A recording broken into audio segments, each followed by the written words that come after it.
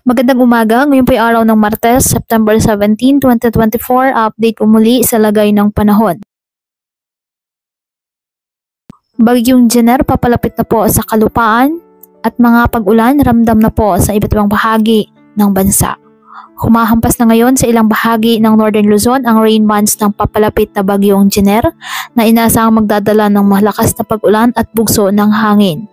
Inaasahan itong maglandfall ngayong araw sa Cagayan, Isabela area at maghapon itong babaybayin ang Northern Luzon, tsaka posibleng lumakas pa pagdating sa West Philippine Sea.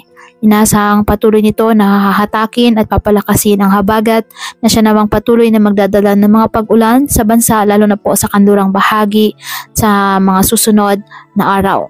Inaasahang lalabas ng ating PAR ngayong gabi o bukas ng umaga ang bagyo.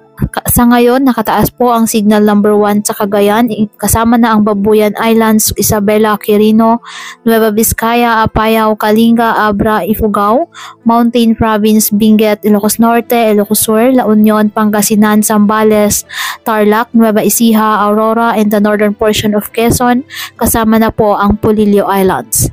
Kaya pinapayuhan ng ating mga kababayan na mag-ingat sa mga posibilidad po ng pagbaha at pag-uho ng lupa, lalo na kapag may malalakas na ulan, at ugaliin na magdala palagi ng payong o kahit anumang panangga sa ulan sa tuwing lalabas ng ating mga tahanan.